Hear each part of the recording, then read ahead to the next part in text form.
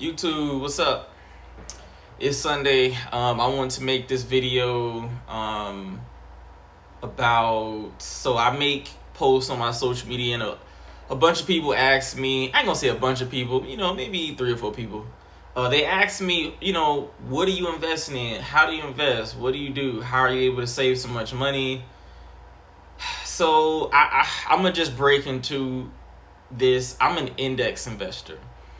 I don't hold any single companies. I have a total stock market index fund, and I have a international index fund that I invest in, and I have a short-term duration bond ETF that I invest in. Um, I'm more so focused on how to funnel money in, to use my equity to do things that I want to do. So why am I an index investor? Over the course of a 30-year period, fewer than 1 to 2% of active managers consistently beat the total stock market or S&P 500 index after accounting for fees, taxes, and transaction costs. So here's how I want to explain this for people that may be watching from my platform. So let's just say MySpace. I'm just using MySpace as an example because when I was growing up, MySpace was Facebook. MySpace at one point was my early childhood generation's Facebook. The thing is, MySpace it fell from glory. And the reason I want to use MySpace as an example is because Facebook can fall from its glory. That is possible. I don't know what would cause it. I don't know how that would happen, but it's not a 0% chance of it happening. Nothing has a 0% chance of happening when it comes to a company just either being bought, going belly up. It's not impossible. Another example is Sears. I hear J.L. Collins talk a lot about how at one point in time, if you said Sears was going to go out of business, that people would have looked at you like you was crazy. Sears is no longer, it went bankrupt. It's no longer here. The reason that I like index funds is because I get to buy into an ETF. I personally prefer total stock market index that keeps an allocation of every single company with the higher concentration into the bigger mega cap companies. So I don't have to worry about who's doing good or bad because I get everything and I get more of the good at a low expense ratio. So I don't have to. The way that I invest is that when my index goes down, when my ETF goes down, I'm buying more exposure to all the companies at a discount. So just like when the market went down, when it just went down and it went below my average cost, I just bring down my average cost basis. I just bring it down. That's all I do. And I just continue to do that over and over. And if my average cost is higher on here, on my depending on what allocation, because I change my allocation a lot anyways, but I'm always heavier in, the US than international. But sometimes I do change my, I change my allocation between international or, the US market. But the whole point of this is most people that if you making under $100,000 a year, you need to be focusing on how to bring live extremely below your means and get as much money as you can in something that you don't have to necessarily worry about, that's going to grow at an historically, 6 to 10%. You have more control over, the whole point of what I'm trying to get people to understand is that you got a 1 to 2% chance of beating the market over 30 years. Over 30 years, you can for sure increase your income. You can for sure bring your debt down. You can for sure invest over 50 to 60% of your income, because you can structure your life over the course of 3 decades to reach a certain investment goal. Now, why do I invest like this? That's the second thing that people ask. So by me investing in index funds, right? The market can drop, let's just say 40%, 30%, whatever. That's possible, of course. But by me simply knowing that I'm never going to sell, I get to borrow against my portfolio if I need to do anything. So I'm like, okay, cool. I get $80,000 in my whole portfolio, right? And I got 30% in bonds, 70% in ETFs. I mean, like total stock market, international, whatever. I feel comfortable borrowing 25% against that to either use as an emergency, to fund some other thing that I'm doing. And I never have to worry about selling, because the 2 ETFs I have gives me exposure to the whole world. So I'm never focused on, what is SpaceX doing?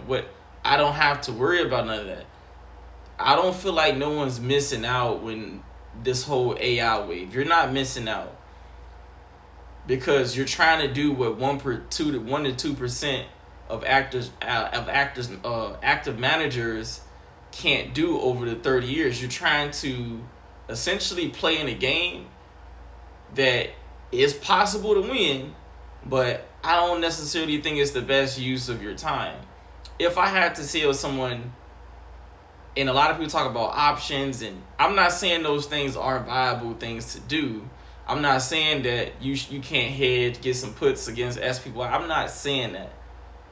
What I'm saying is, for 4 years, I'm going to say 4 years. Some people say 2. I'm going to say 4.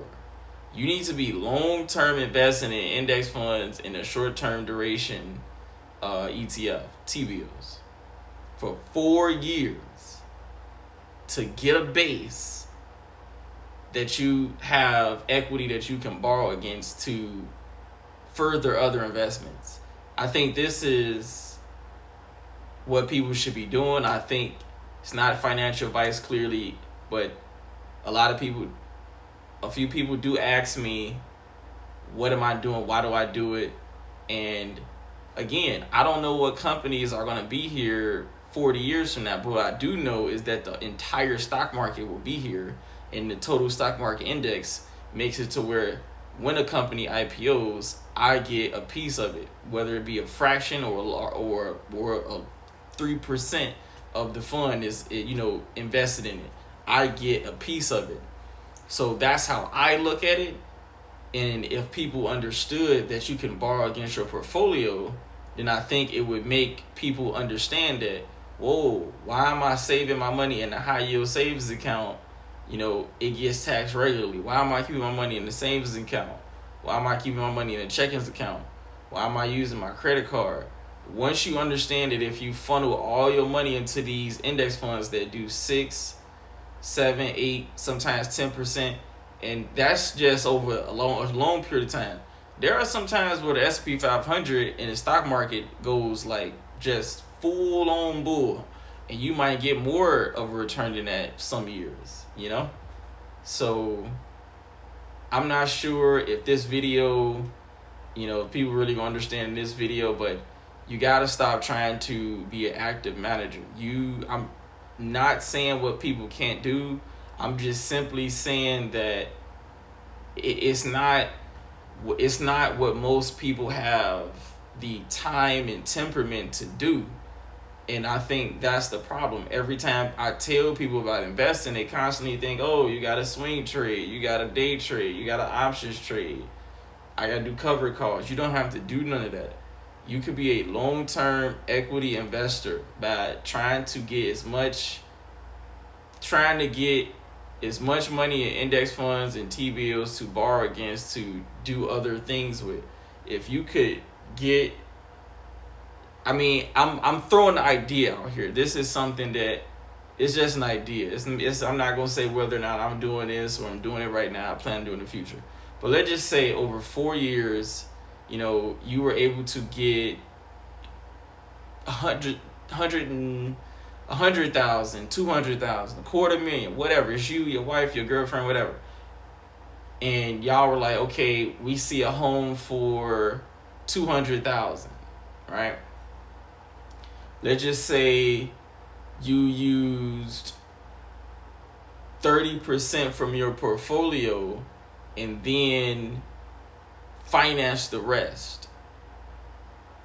That's you using, or let's just say you put down the lowest that you can put down, right? You got the duplex, right? And you using the duplex to pay down that rent, right? For the first year that you got to live there. And then you borrow from your portfolio to completely pay off that loan. And now, now you own your home, and now the loan is back basically on your own balance sheet against your own stocks. That's a viable option that a lot of people don't know about. And depending on how much you're borrowing, you can lock in a super competitive rate. Depending on what brokerage you use, the more that you borrow, the lower the rate. So again, a lot of those things are probably a little bit more advanced. Nobody who I've told to look into it, understand it, they can't really comprehend it. I'm not 100% sure how to go about explaining this.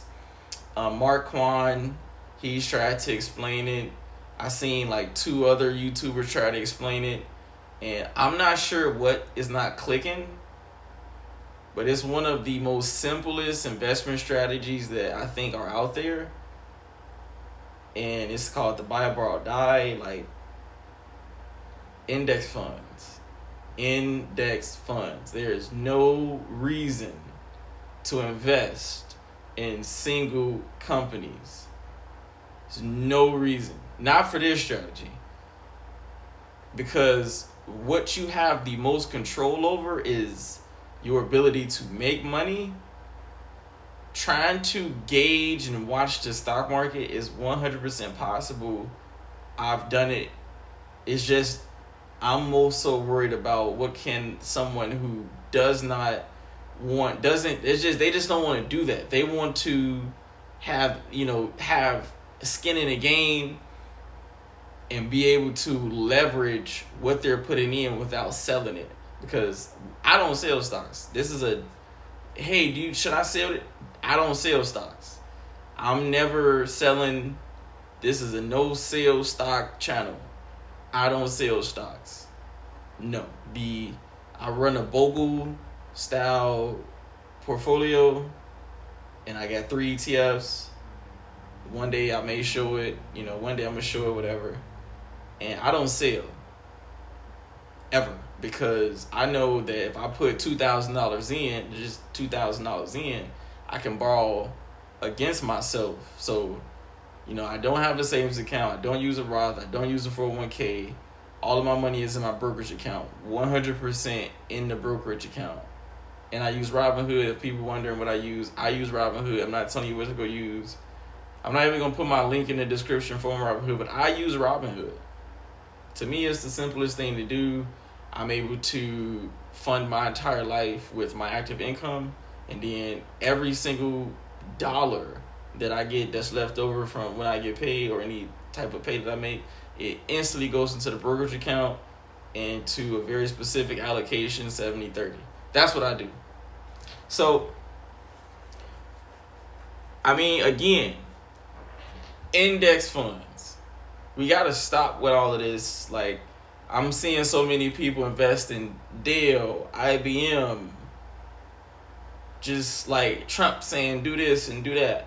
Listen, y'all are gonna get wiped out. You're gonna get wiped out that way. I'm just saying that's not a 30-year investment strategy. Trying to figure out what Donald Trump. This is not a viable strategy. Total stock market. If total stock market is what I prefer, the S&P 500 is the next best thing. I prefer total stock market. T-bills, non-negotiable. And then you need some type of international exposure. Not in emerging or developed. I just say you need total total international exposure. So that's why I go for a total international exposure, just to make sure that I can capture as much as I can without having to zoom in. I want to be able to capture as much as I can. I want to stay as zoomed out as I can so I can focus on what I have the most control over, and that's how much money I can invest every single month or paycheck. So that's the video I made today. I already know what I'm gonna title this video. Just buy index funds. I'm gonna post another video this week. Stay tuned. Like, comment, subscribe.